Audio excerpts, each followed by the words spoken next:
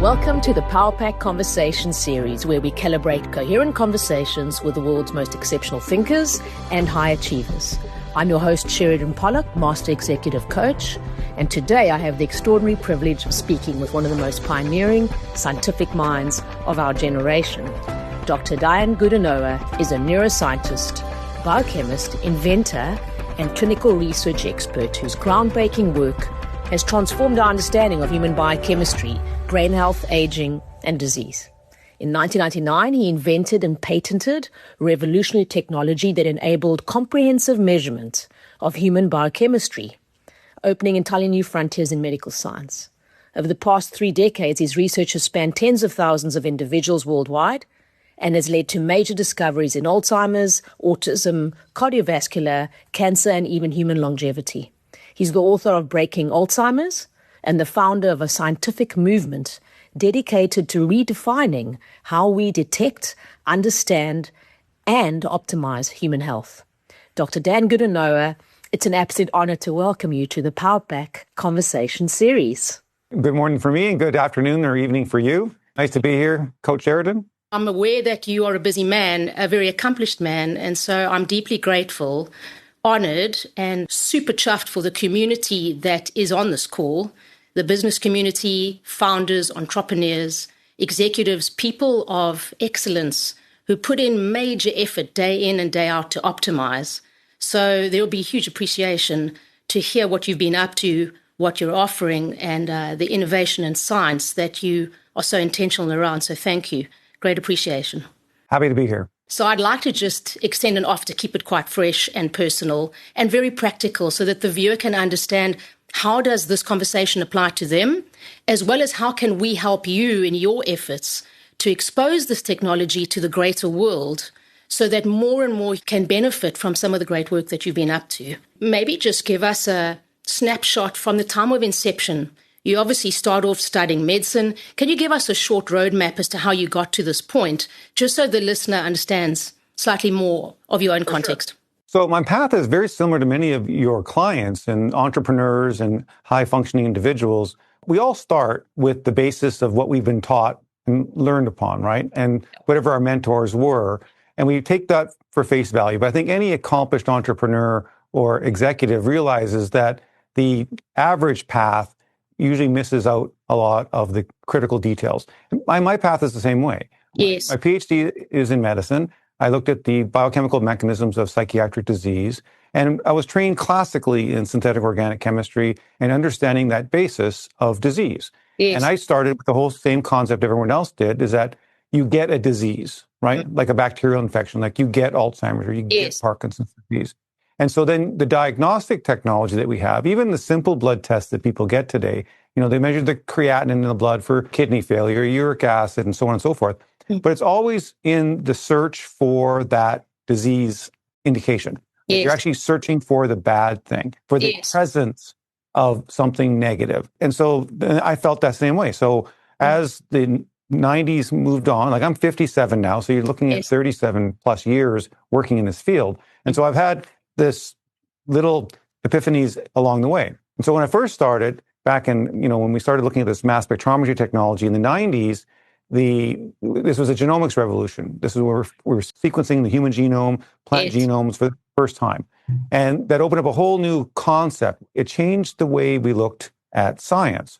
Mm-hmm. It changed from a hypothesis-driven to a hypothesis-creating type technology. Mm-hmm. In the past, you'd think of an idea, and then you develop experiments and a hypothesis, and then you test that hypothesis. Mm-hmm. So you know a priori what you're intended to prove or disprove in a scientific experiment. Yes. But in the world of big data, which started in the 90s, where we said, you know what, there's no way we can systematically take one gene at a time to try to understand what the outcome would be. And so these large, massively parallel signature sequencing, gene chip arrays, all this stuff, this changed the way we looked at discovery. And it created an opportunity to be hypothesis creating. So we create the data first, and then we'd ask, what is happening from this information? And from that perspective, there wasn't a biochemical comparator. Like we had genetic technology, but we didn't have to, all your genes can get translated into transcripts and translated into proteins. But the biochemistry is universal. Like the glucose in a plant is the same as the glucose in your blood. It's the same as the glucose in your dog, okay, or your cat. And so the biochemistry of life doesn't follow the genetics of these different species. And so to understand how genetics translate into biochemistry required some level of technology that allowed us to look at biochemistry in a comprehensive, unbiased manner. And the only way to possibly do that theoretically was using this ion cyclotron mass spectrometry technology. So I invented the technology that allowed us to measure thousands and thousands of molecules. And we still use that technology today. We have 2 of those ion cyclotrons in our lab. That allowed us for the first time to measure things in a very comprehensive manner. My first thought was, well, I'll use this conventionally. I'm going to use this to diagnose disease. So if you have colon cancer and someone does not have colon cancer, you're going to have a biochemical correlate. There's going to be something biochemistry going on in your body. And the mindset was, well, you have a tumor. So clearly that tumor is going to be doing something. I should be able to find the biochemical signature of this tumor. Use this ion cyclotron technology to do that. And it turned out absolutely true. Very, very powerful. It's virtually an inescapable technology. Like if you have ovarian cancer and your sister does not, it will show you the difference between you and your sister. Unambiguously. Okay. And you'll understand that. I want to back up and just punctuate something, because if I'm thinking this, then there'll be thousands of people thinking this. You mentioned genetics and you mentioned biochemistry, and I think there's some distinction between the two. I work extensively with an organization called the Entrepreneurs Organization. There's the Young Presidents. These are hundreds and thousands of men and women who are spending considerable amount of finance on their own health, trying to be responsible, trying to be high impact, trying to make a difference, and are keen and disciplined to do so. So it's the right recipe. But when these girls and guys are just doing their genetic testing, there is something profound missing. And what I notice from my clients is it starts a process of fear, a cautionary process of fear, cyclical thinking, over-analyzing, and then a lot of people are left without the resources. So I think what you're suggesting is there's your genetic markers, and then there's the distinction of what you've been able to diagnose, a diagnostic tool using a biochemical marker. Am I right that that's the distinction? Yes. Actually, it's a very good point. And actually, there's a lot of over-analysis and over-interpretation of genetic data. Yeah. My actual career right now, what I do for a living is I bypass genetic deficiencies at the most severe stage. I treat children with mitochondrial defect disorders in utero so that they're born normal. Okay, if you have a methyltransferase defect, we can bypass that biochemically. If you have an ApoE4 genotype, okay, we can completely eliminate that as a risk factor for Alzheimer's disease. We're at the point now, even if you have a child with trisomy 21, like Down syndrome, we're getting closer and closer to being able to really change the developmental path, or children with very rare diseases with peroxisomal mutations. Yes. So if we can correct those types of genetic issues, and you're a healthy, functioning 20, 30, 50, 60-year-old, okay, I can guarantee you that there's a biochemical path to eliminating any and all genetic risk factors that you may have. And so the point of genetics is, so when I tell people, I explain genetics the following way. Genetics is like a map. Okay, you take a big city, Paris or New York or LA, and you can take a map and I can look at the map and I can predict where you might have traffic problems at 4:00 in the afternoon. Okay, based on here's a river, here's a mountain. I can make some level of prediction as to the genetic weakness, okay, of Paris versus Toronto versus New York versus Johannesburg. But that's not the reality. If I want to know exactly how traffic is moving, I have to measure the cars on the road. So what may be a problem at 4:00 in the afternoon is not a problem at 4:00 in the morning. And what happens when you have a breakdown on the freeway, so say you all of a sudden get 3 lanes that are blocked, well, the cars are going to change. They're going to back up. They're going to go on side streets and so on and so forth. A freeway going from 6 lanes to 4 lanes is kind of like an MTHFR mutation of methyltransferase. It means instead of having 6 lanes to make methyltransferase activity, you only have 6. Well, you can bypass that by supporting this system. And so that's what we do. So metabolomics or biochemistry is reality. In order for a genetic risk factor to manifest into a physiological risk in your body, It has to become realized. And so people often say the phrase genetics, loads the gun, biochemistry, lifestyle, pulls the trigger. That's kind of what we're at. And so if you understand the biochemistry, this is really where the epiphanies for me came in, especially in the colon cancer project, because I did large colonoscopy trials. We have a simple blood test that diagnosed 86 to 87% of stage 0 and stage 1 colon cancer, could determine which polyps would turn into positive.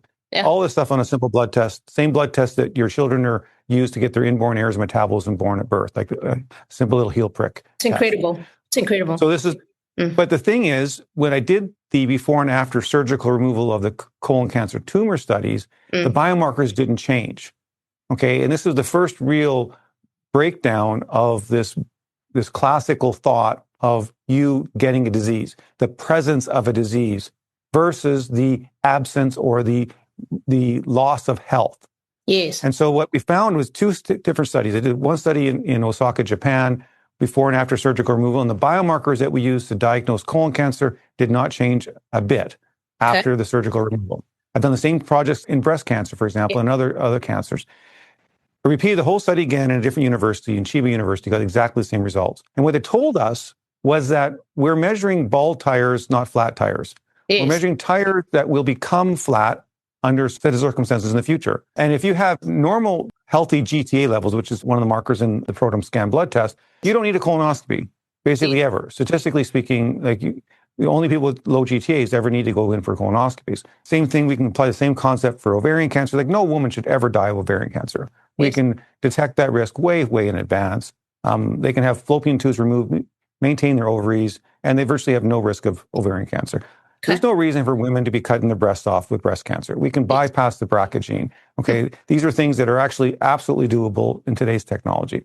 The question now is, we understand this biochemical precursor to disease. These are these prodromes. But now we can actually get into the fact of the human body is a biochemical reactor. Like you're eating a hamburger and a milkshake, you're making bone and hair, and like your body takes this stuff and it builds things with it. So you are a biochemical factory. And just like if you're a good cook, a recipe requires lots of ingredients. We do the same thing biochemically. So we're biochemical engineers of the human body now.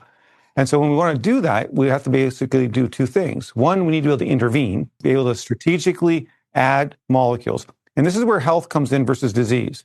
If you want more health, you have to put more health in. Yes. It's not the absence of disease.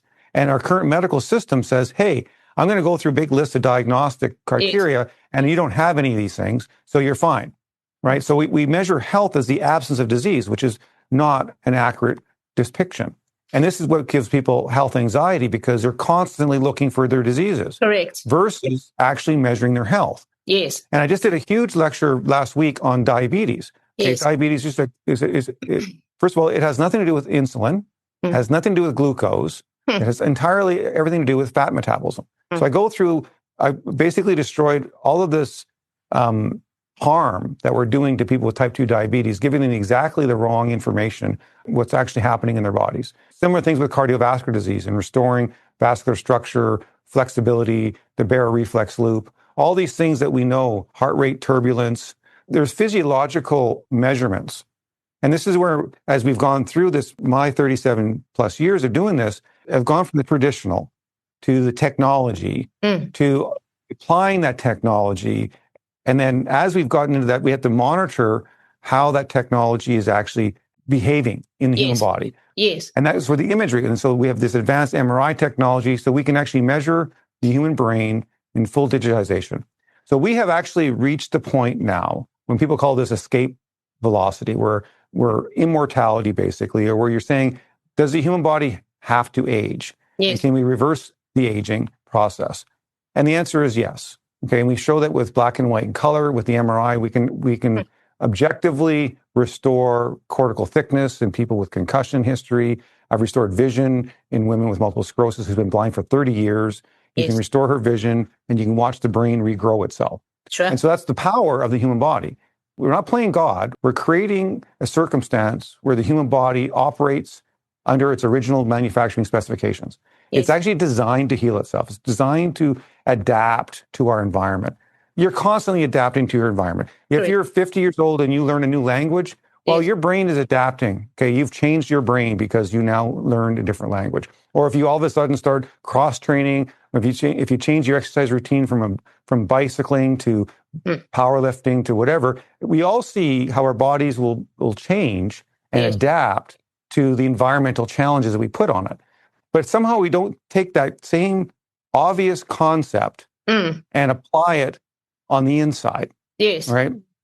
And so how do we understand what are the physiological markers of perpetual health? And so that's why we have Dr. Goodenowe Perpetual Health, where we actually provide these programs and protocols where physiologically we measure this physical structure of the heart and its functionality, and it should never change. Okay, it should, and when people get caught up in these, epigenetics or methyltransferase markers or all these things that people have, these are associations with aging.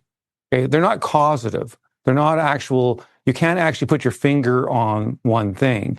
And biochemistry, we can put the finger on one thing. We can say, hey, your homocysteine levels are elevated. Your methyltransferase system isn't working. I can tell you right now, you're going to have problems with sleeping because your melatonin biosynthesis is off. You're going to have problems with muscles and your cognition because you're not making acetylcholine. Yes. Okay. Or your plasmalogens are deficient. So I can tell you in advance, you're at risk for cardiovascular outcomes. Your brain is shrinking because your brain is made of fat and we need to restore that. If you have low phosphatidylcholine levels, I can tell you you're at risk for liver and pancreatic diseases because that's obviously going to happen. So fix them. So we're in the business. We're a very sophisticated dipstick for your car. Okay. When the oil gets below the add level, we say add. Okay. Sure. We don't wait until the current medical system is wait till the car fails. It starts knocking. Absolutely. Take it to the mechanic. The mechanic says, oh, I get it. You have low oil. Sure. Well, thank you. Okay. Sure. So, but now they can't just fix the oil. I got to change the piston rings or whatever else has caused damage as a secondary outcome from that scenario. Yes. And so the question is, so this technology, what's so shocking to all of the, high-end influential people that I and you have as clients is that they just feel bamboozled. Like they feel that, how is it possible that all of these experts are giving me I'm going to go to because they have money. And sometimes the people with the most money get the worst healthcare because there's so many people who want a piece of them. You say, and they get seduced by these institutions with these really big names, which are, being funded. They're like the Bayh-Dole Act in the United States happened in the 80s. And what happened was when the Bayh-Dole Act was passed, it gave academic institutions right to intellectual property that they generate from government money. Okay. It's the first time in all of our, what we call public dollars, basically turned into a feeder system to the pharmaceutical industry, right? Because all the universities now said, well, I'm going to try to find the next new drug so I can patent it, I can license it to big pharma or wherever. And so all of this public research, like simple biomarkers, or simple supplements like N-acetylcysteines and carnitines, and 30% of the population is deficient in basically B2 riboflavin or good old-fashioned niacin. We're talking molecules that are just pennies that you can't actually make a living selling because you'll have 20 different providers of it, right? So you're not going to get a patent on niacin that's been used since the 20s. And so that changes the way people view things. And so, and all your entrepreneurs, when we talk about metabolomics and proteomics and genomics, the only omics that matters is economics. It has to have a business viability to it. There has to be a way that this is a sustainable program that people can develop. I provide research-grade technology to all of our doctors. And so we have about 5,000 practitioners in our network. I have ion cyclotron technology that they now have access to. We do our own chemistry, we do our own manufacturing of biochemical precursors. So when we provide a biochemical protocol, we can actually measure that the biochemical protocol is doing what we say it's doing. And then we have advanced MRI technology that can actually monitor your brain and say, hey, my brain has reversed its aging trajectory and now it's come back to a healthy state. And we can now maintain that indefinitely. And then people obviously feel it in themselves. And obviously people that are most motivated. So you're going to see people with multiple sclerosis and Parkinson's and ALS and dementia. They're the ones that are kind of having the wake-up call. Say, oh my God, my mom or my dad or my brother, something's going on here. So you're motivated to do something. The other problem we have as humans is that our body is just too damn good. It's so resilient. Like we can abuse the hell out of our bodies for years and years and years and get away with it. And it's a point where we actually say, it's almost like a badge of honor, how much I can abuse myself and still survive, which is not a smart thing. Like you don't do that to your car. You don't say, hey, I'm just going to drive the daylights out of the damn thing. And for the fun of it, to see how long I can make it work. But we seem to do that with the human body. Now we're seeing this whole new generation of individuals who want to maintain their vitality. Correct. And they want to increase it. And then it changes it. For me personally, like the discrimination we have against the elderly is one of my biggest pet peeves. This idea of retiring in your 60s, why? Like these are people that we can maintain their functionalities. People should be working full lives in their 80s and 90s and onward. Sure. And we can maintain this intergenerational transfer of knowledge. Like we're losing these individuals and their knowledge base because they're leaving the workforce because of health issues. We can retain their health issues. Sure. Then we can actually expand this transfer of knowledge across the generations, which I think we're losing. People say we don't want to repeat history. Well, the way you don't repeat history is that you listen to people who actually were living when that history happened. It's a form of IP, isn't it? It's intellectual property sitting there that's not farmed. But if I can share with you, to your point, if I think of the most common ailment that is shared with me behind closed doors, very discreetly and confidentially, is loss of memory, loss of focus, cyclical, not quite paranoid, but repetitive thinking. 3 a.m, I've got to, what about? These are guys and girls that have done very, very well, arguably should be kicking back and feel a sense of accomplishment and peace, but they don't. Their brain has been on this trajectory in this washing machine for too long, so neurologically quite worn down, quite exposed. And often the question is like, am I burnt out? Am I losing it? And of course, in the coaching space, my focus is around coherence, hence this call, because this is one of the modalities in which someone can bring themselves back into coherence, is actually looking at their actual physical health in a practical way that doesn't go down the mole hole with traditional medicine, which has its limitations. So we're talking about an expanded version and expanded diagnostics. But, Dayan, if I can just share with you, the fear and the sense of foreboding, overwhelm around what if my mind is deteriorating is more common amongst executives and founders than one would think.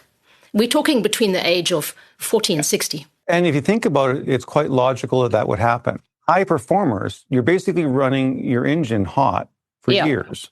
Yeah. And you think about people, like our most advanced people in this world always have a little bit of ADHD and a little bit of bipolar in them. Correct. Okay. Correct. And they get too much of it. Okay. Then they crash and burn. But they get a little bit of it, okay? And that creates this heightened mentality, okay? And they like this, right? It's like this hypomanic and I'm a perfect example of that, right? Yeah. And so when I first started doing the advanced MRI, I was 53.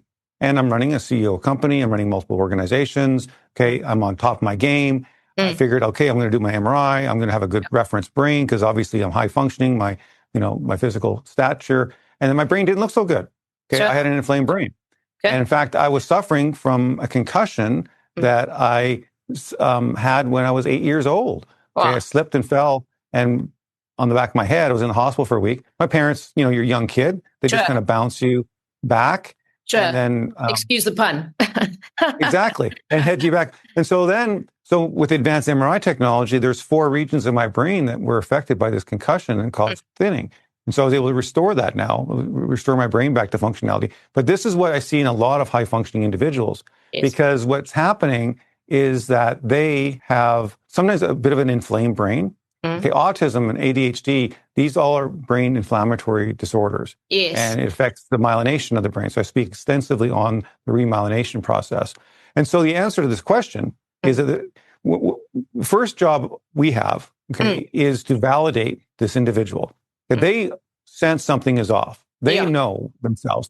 Every client knows themselves better than I can ever know them, right? Correct. And it's my job to ask the right questions and then provide objective information to validate that they're not crazy. Okay, this is actually real. Okay, and then here is a roadmap to get you back. Because many of these people will go to a bunch of specialists and they all say you're normal. Oh, your labs are normal. Your MRI is normal. This is normal. And they know they're not normal. Something's like they're not functioning at the same level, and they want someone to actually pinpoint it and then have a roadmap. Sure. So with the ion cyclotron technology and our advanced MRI technology, it's inescapable. If you're feeling off, there'll be an actual reason for it, and our ability to restore that. And so what they're sensing is exactly this foreboding, is this sense of insecurity because they've been in control. Obviously, we're all a little bit of control freak. Correct. You want to know everything, right? And so if you don't know anything, you want to hire someone who knows it.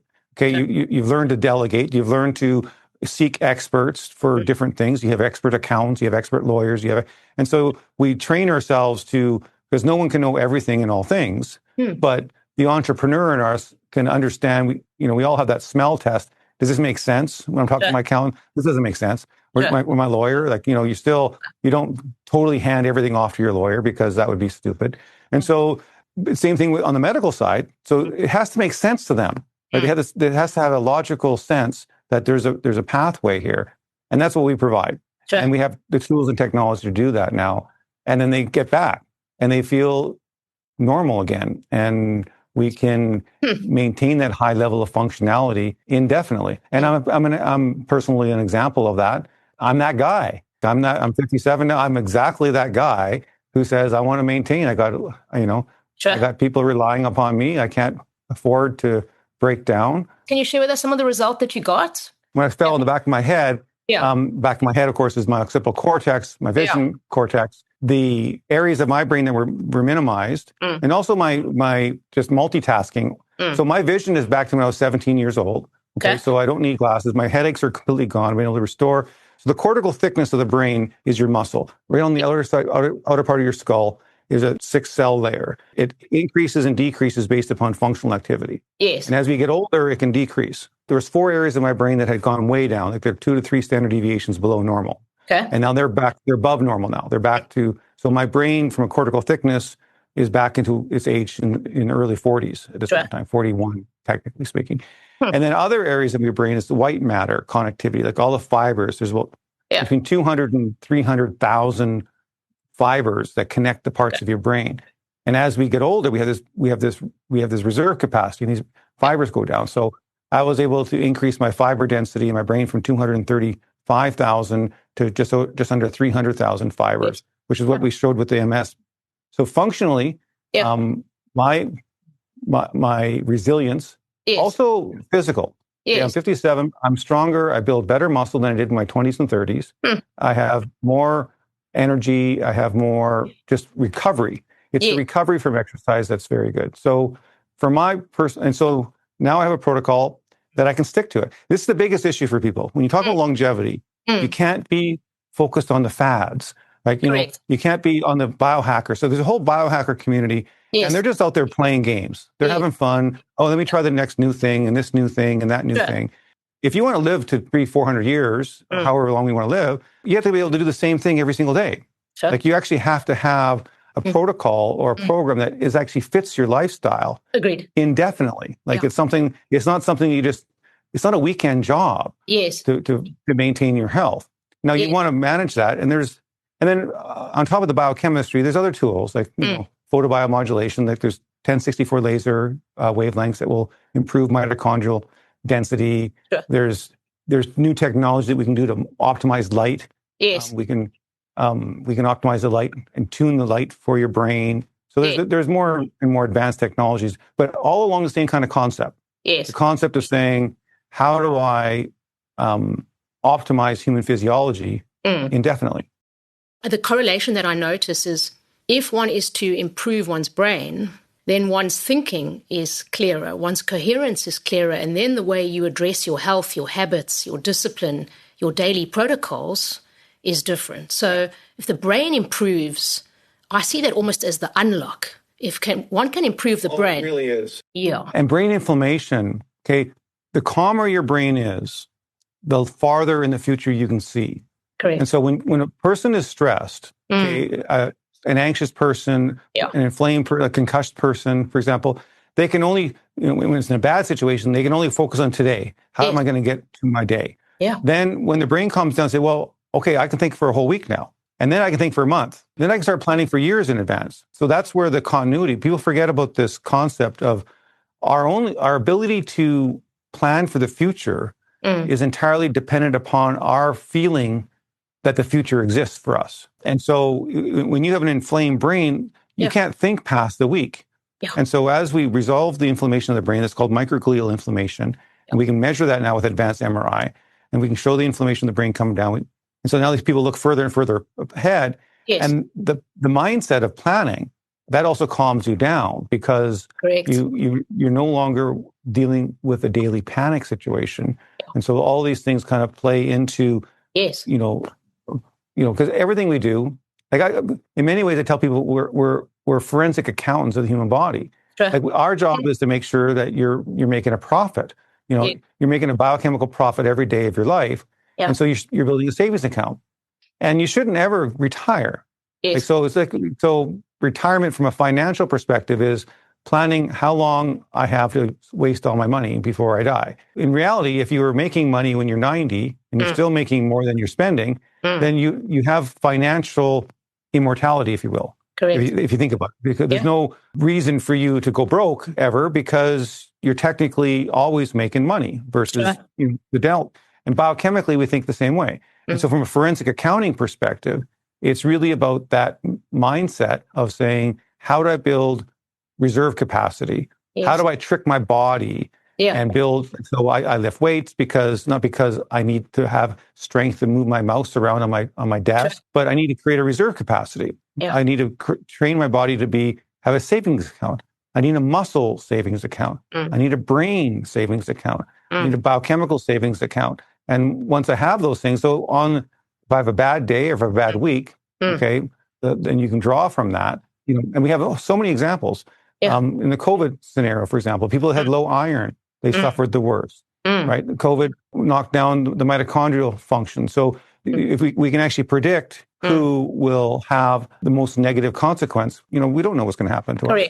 Anything can happen. So we just want to stack the odds as much as we can in our favor. If the listener is thinking, okay, this is great, I have a basic understanding of what he's describing, what can I do to kickstart my journey with Dayan Goodenowe? You're sitting in the States. Entrepreneurs organizations all over the world, but we're specifically speaking in Africa today. There's hundreds and thousands of entrepreneurs and founders right here. I can guarantee you that the average listener is also now thinking, if I shift my own state, I improve my own brain, I improve my own traffic systems, if I upgrade, then the impact I can make on all my employees in all my businesses, because it's two things. It's self-preservation, but a lot of the humans that I work with are beautifully nuanced in wanting to make an impact out there. They genuinely care about having a plus impact. So this works in both directions. But the question will be, what do I do sitting in South Africa or sitting in Africa today to hop on board? And you mentioned MRI diagnostic, you mentioned blood scan, then there are promodone science, biochemical nutrition pieces. Maybe just talk us through what's accessible. You and I have had a conversation around how we get this to Africa, but that's a meta conversation that'll carry on. The only asset that matters is human assets. The only capital that matters is human capital. We invest so much time in our employees, in our partners. That's an exponentially larger investment than anything else that we actually have in our world. Sure. So the health of our employees, the health of our partners, the health of ourselves has the largest return on investment of anything we actually try to achieve. Because those are the things that last. I can have a team of people, whether I'm making running shoes or whether I'm making advanced mass spectrometry, doesn't matter. It still takes people with minds and motivations to do that. And so when you get into my world of biochemistry, it can be overwhelming to start with, right? I always tell people, as we start, there's really 4 M's of biochemistry that you really need to deal with. So membranes. You have 30 trillion cells in your body, 30 trillion cells. And each of these cells are defined by 3-dimensional or a sphere or cube-like structure. And the walls are made of phospholipids, fat, membranes. Okay, like the walls of the outer part of your building. Got it. And then inside every single of your cell, you have these intracellular organelles, like your mitochondria and peroxisome. But they're physically defined by their membrane structure. And so the most ubiquitous core physiological structure in the human body are these membranes. Okay. And when these membranes become dysfunctional, your entire body becomes dysfunctional. Okay. So plasmalogens are one of the weak links. So there's two types of phospholipids that are typically canaries in the coal mine, plasmalogens and the phosphatidylcholines. Okay. And so restoring those can actually, in many people, just those two things alone have big impact on individuals. So make sure your membrane structures. So people already know about omega-3s, but there's better ways in which we can maintain membranes. The second one is mitochondria. Okay, anyone who has any kind of fatigue whatsoever, I don't care if you got the flu or COVID or you just had a hangover, you know, if you're feeling tired, you have a mitochondrial deficiency. And your mitochondria is what actually creates your ATP, but people just take it for granted. But there's core structural molecules that maintain mitochondrial function, and we can measure that. So membranes, mitochondria. Third weak link is your methyltransferase system. Many people get a blood test of homocysteine, but we can go in a little more detail, but that's one of the weak links. If you're worried about your brain and your cognitive status for dementia, the key things are membranes. So plasmalogens themselves, maintaining plasmalogen levels in your brain is the most important correlate to cognitive functioning of all biomarkers on Earth. Unambiguously, without question, the level of plasmalogens in your brain determine your cognitive status. Period. Full stop. Got it. The second one is your ability to make acetylcholine, which is the transmitter that you are responsible for cognition.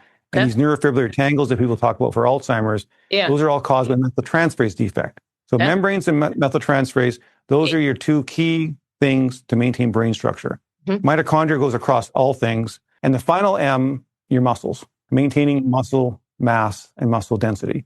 It's the most important thing. It prevents all diabetes. It prevents most things. All type 2 diabetes is fundamentally caused by impaired ability to process fatty acids in your fasting state. Your main recourse to that is muscle density. So maintaining muscle mass, maintaining mitochondrial function. So if you can maintain those four things and track them, your body will actually regenerate itself. Like your epigenetic clocks will turn backwards. Like those are the core. Those are the things that kind of typically tail off with age. If we look at aging-associated decline, you'll see plasmalogens decrease with age, mitochondrial function decreases with age, homocysteine, the methyltransferase, these are muscle density. So those four M's are the most reproducible age-related declines, right? And so you want to prevent that. You want to make sure. So those are the things that we can do for a ProDrome scan. You can get a first ProDrome scan basically identifies which of those four M's you need to focus on the most. Which is all of them. Diane, it's a blood test. Simple blood test. And then strategic supplementation. People call it dietary supplements. All of our stuff we do is basically oral, but really what we're doing is biochemical engineering. Like we kind of downgrade them. Oh, it's a dietary supplement. Well, they're important. Your riboflavin, which is your B2, is pretty important. Your thiamine, like these are not trivial markers. Your food supply is simply insufficient to maintain optimal levels.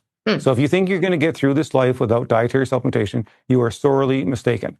So just cross that off. If there's no diet on Earth that will give you everything you need, then you want to be objective about it. You want to be, we can talk about this from a biochemical theory, but the reality is now we need to measure the human body.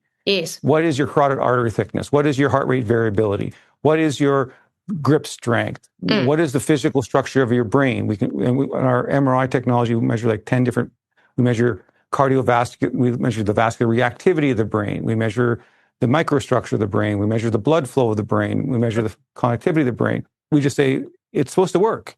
I don't care what disease you have. Whatever disease you have is completely irrelevant to me. It's because I don't focus on disease. I focus on health. And how do we restore health? If we restore health, disease will take care of itself. Okay, because they're mutually exclusive. You can't be healthy and be diseased at the same time. It's a lovely distinction. So just focus on restoring health. Disease will take care of itself. There's the scan, which is a blood test. These can be done in South Africa and sent across to you, cold chain. So that's one thing that's accessible to those sitting on the African continent right now. Unless someone is in the States, they can work with you directly. For sure. And then there's the MRI technology, which is not in Africa currently. And that's something that we need to look at. Someone could arbitrarily... So any of your listeners who want to partner to get an MRI facility, we're totally have a conversation there. You smile, but that is, that's a primary conversation. To me, this is absolutely essential. If I look at the intellectual capital sitting amongst the humans that I work with, there is no reason why we cannot get this together to get this technology through you out here onto the African continent. And it's something I'm really quite passionate about. This baseline MRI is just an asset It doesn't it puts a line in the sand. Basically, it'll tell you, get this MRI, say, I will age no further. Okay, this is your line in the sand. Let me gain function, and then if it also gives you security, if you get in a concussion or something else, you can show before and afters now. Sure. Right. Sure. And so if you get in a car accident, you get something happen to you, or you get a bad infection. Yeah. Without a baseline, it's a long-term asset now. So there's 2 points of departure. For the human that can't get to the States, there's the blood tests which can start the process. The scan can start. Someone can also start on your supplements, ProDromeScience.com. They can be ordered. They can be DHL to Africa. Guys can hop on board and start to work post-scan with some of your supplements. The brain scan itself would be something that would have to be done in the States. And then I believe that you offer a VIP program to work with humans over a period of time, which is obviously first prize, where they would reach out. And we package everything. Like that's what the Perpetual Health group does. So ProDrome works with doctors all around the world and provides access, distribution capabilities. Individuals can buy a la carte through their doctor is the ideal mechanism. For certain circumstances, we offer at Perpetual Health more advanced. So even a lot of our practitioners, they'll have certain clients that they just can't handle. We actually have a physical facility. Like we have 5 facilities in Temecula in California. We have 5 facilities in Canada. People with like say ALS, for example, they come and live with us. And they live with us for 3 months. Like I have 4 ALS clients living with us full time at our facility in Canada for 3 months. And when they get there, they go through caregiver. Our service helps give them structure. We build their physical health up, and then we send them home with support. So often someone's with dementia, for example, if a caregiver, taking care of a spouse, and they're worried, how long do I stay at my home before I got to go into a home? Well, they can come live with us for a few months. We'll get them set up on a program, get their physiology, get a program working for them, send them back home with a plan to stay healthy long term. So sometimes you just can't do some of the stuff you just can't do by yourself. So we offer that type of service that practitioners can't offer because, they don't have that kind of facility. Our job is to help as much as we can. Okay. And the help we provide, is dependent upon that individual's circumstances. And then we have a big charity program. I do big charities in rare diseases. And so in very severe cases, just contact us. We're always here to help. Oh, wonderful. Can I ask you a personal question? You've done so much, and this is really, for the general public, completely groundbreaking. And it's a fresh and very accessible approach. So some of the things that you've said landed really well. The idea that this is a focus on your health status, not on trying desperately to find some underlying disease that's going to kill you soon. So it's a very different approach, which if I think of my clients, for example, this puts them in a very different headspace. What's your intention in your heart, in your gut, long term? What do you want to do with this? Because, the world will grab you. It's only a matter of time before everyone will want a piece of Dr. Dayan Goodenowe. That's inevitable. But what do you want to do? What do you personally want to do with some of the technology that you've created? We're creating a parallel healthcare system is what we're doing. And so my passion, so I've gone through the whole system. I try to work within the system. Okay, I'm familiar. I've developed regulatory approved diagnostic tests for colon cancer, pancreatic cancer, Alzheimer's disease. These are approved products, but they don't get implemented. So my pet peeve is that we don't lack scientific vigor.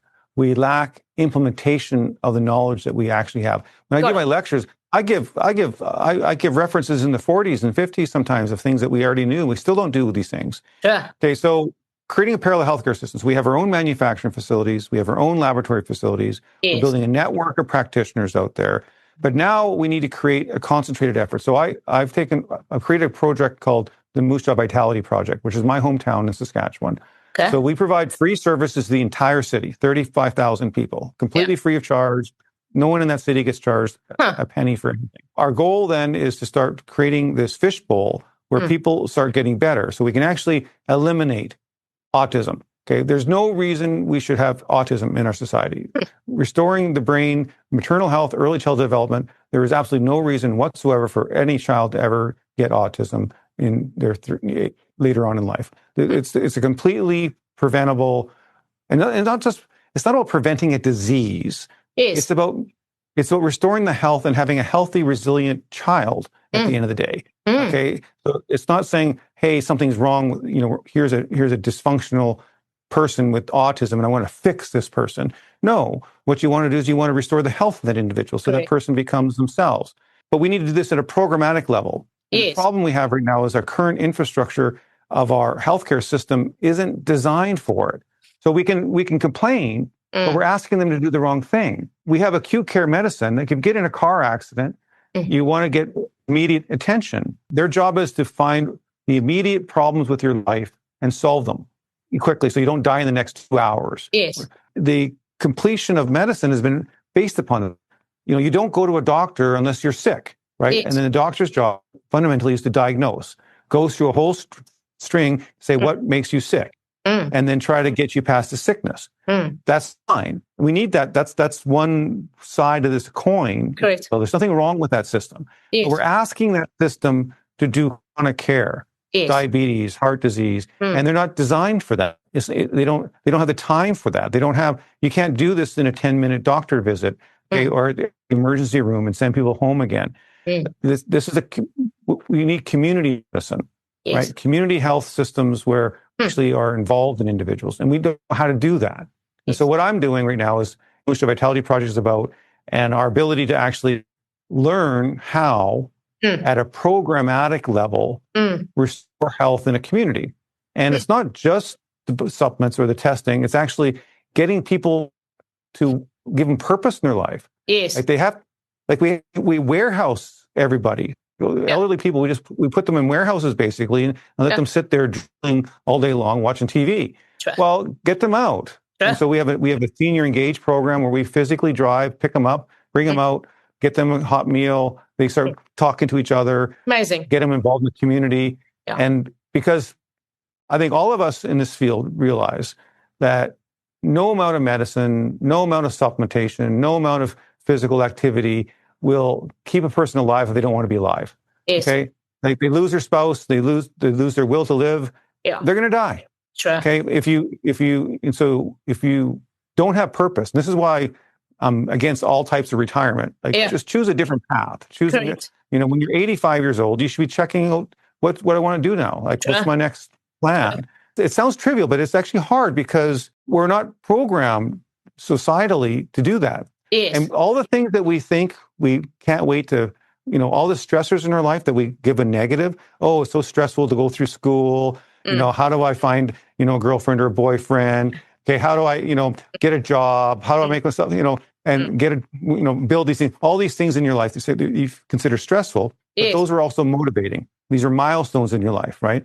And then you get into your 50s and 60s, right? And your kids leave or everything else goes and things start becoming more stable in your world.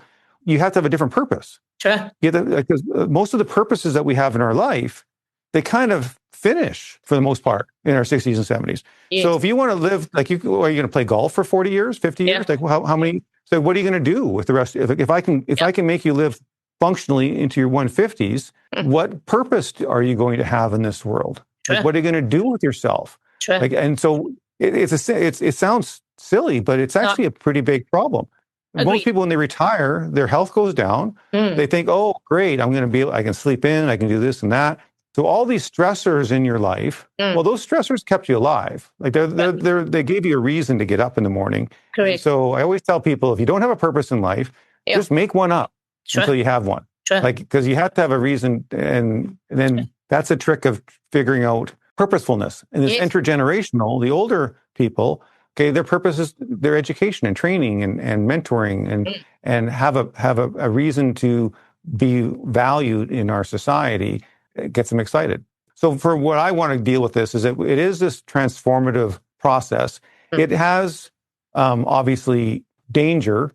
We can eliminate autism and Alzheimer's disease, and that will eliminate trillions of dollars of pharmaceutical profit. So there'll be the other side of the equation that says, if you're so healthy, there's going to be people who don't want that. We really are at the point, it's a mathematical certainty at this point in time that we can restore certain structural functions. And then the rest is up to that individual to use it and apply it in their daily lives appropriately. Yes. But restoring health, is something that we now do in a reproducible manner. It's just a matter now of getting involved, getting the right coach like yourself to help people along the way. Thank you for sharing your vision. I'd certainly love to hear a lot more about what you're doing there. It sounds like a great town to live in. People wake up and they don't really, like, once they feel like there's a purpose. And I get the people that are retired, get them to the Pee Wee hockey games and, get them watching kids, get out there, right? And do things. And the other thing with, just for fun, children and adults with autism is one of my sweetest feelings, because once they start getting their lives back, and we're talking not trivial things, like nonverbal talking again, apart from all that, the sense of humor in children with autism is just mind-blowing, because they're really observant. Yes. Okay, like the children with autism and adults with autism, they observe this world in extreme detail, right?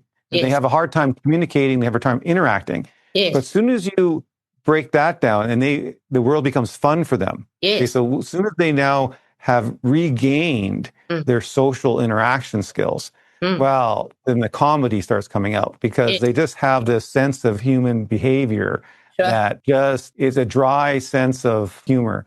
And it's just such a rewarding. So that's what's kind of fun. When you see people, you just see this life come. And so it's kind of fun. I always refer to it as the amount of pixels. So those that are spectrum, slightly on the spectrum or moderately so, there's just more pixels.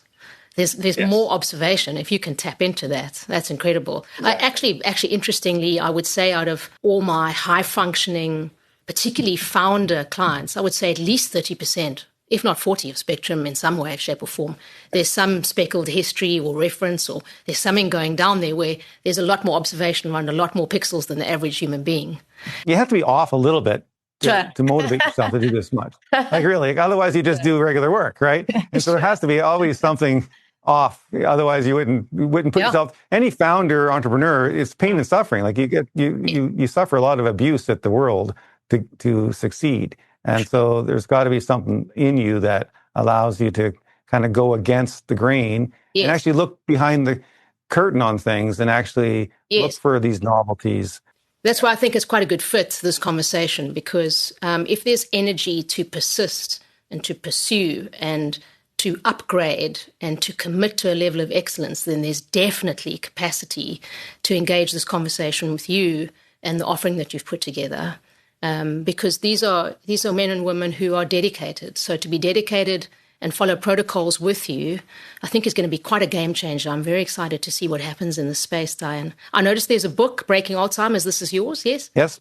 Okay. Yeah, so my book, Breaking Alzheimer's, published a couple of years ago, goes through the details of Alzheimer's, amyloid plaques, neurofibrillary tangles, brain shrinkage. It's really about how plasmalogens are critical to the brain. It also goes through how the brain actually works. So it's not a light read. Like it's got a lot of figures, a lot of references. But I've written it, from a scientific perspective, but also in a way for the educated public to kind of go through these things. Yes. One thing that I've done, if you look at my lectures, I really resist dumbing down this work for everybody. Yes. What I want to do is want to bring people up.